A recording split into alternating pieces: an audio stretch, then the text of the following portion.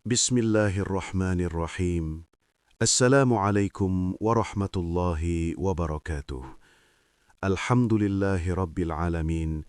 Segala puji bagi Allah subhanahu wa ta'ala yang masih memberikan kita nikmat iman, nikmat kesehatan, dan kesempatan untuk kembali bertemu dalam satu majlis kebaikan melalui channel ini. Salawat serta salam semoga senantiasa tercurah kepada junjungan kita Nabi besar Muhammad sallallahu alaihi wasallam, kepada keluarga beliau, para sahabat, serta kita semua sebagai umatnya hingga akhir zaman. Sahabat beriman yang dirahmati Allah, semoga apapun keadaan kalian saat ini, baik yang sedang diuji dengan kesulitan hidup, kegelisahan hati, kebingungan jalan, ataupun yang sedang berjuang memperbaiki diri, semuanya selalu berada dalam lindungan dan pertolongan Allah subhanahu wa ta'ala. Doa saya, semoga Allah melapangkan rizki kita, menenangkan hati kita, mengampuni dosa-dosa kita, dan memudahkan segala urusan yang sedang kita hadapi. Amin ya rabbal alamin. Sebelum kita melangkah lebih jauh ke dalam pembahasan yang insya Allah penuh makna pada video kali ini, dengan kerendahan Sahabat beriman yang dirahmati Allah, dalam perjalanan hidup ini, tidak ada satupun manusia yang benar-benar luput dari ujian. Ada masa di mana hati terasa lapang, namun ada pula waktu ketika dada terasa sempit, langkah terasa berat, dan arah hidup seakan mengabur. Pada saat seperti inilah, banyak orang merasa sendirian, padahal sejatinya Allah sangat dekat dengan hambanya yang sedang diuji.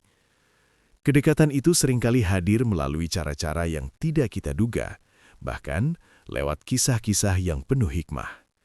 Diceritakan tentang seorang hamba Allah yang soleh, suatu hari ia ditimpa kesusahan yang sangat berat. Rasa takut dan gelisah menguasai hatinya, hingga ia memutuskan keluar dari rumah tanpa tujuan yang jelas.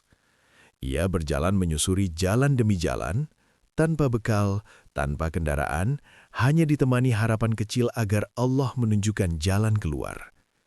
Hari demi hari berlalu, hingga ia merasakan haus dan panas yang luar biasa. Tubuhnya lemah dan pikirannya dipenuhi rasa pasrah. Dalam kondisi itu, ia hanya menemukan sebatang pohon sebagai tempat berteduh. Lalu ia duduk menghadap kiblat dengan sahabat beriman yang dirahmati Allah. Dalam mimpi tersebut, orang soleh itu memberanikan diri bertanya, siapakah gerangan sosok yang menenangkannya dengan penuh kelembutan itu? Maka dijawablah bahwa ia adalah Nabi Khidir alaihi salam, hamba Allah yang diberi ilmu dan hikmah khusus olehnya. Mendengar hal tersebut, hatinya semakin bergetar, bukan karena takut, tetapi karena harapan yang kembali menyala.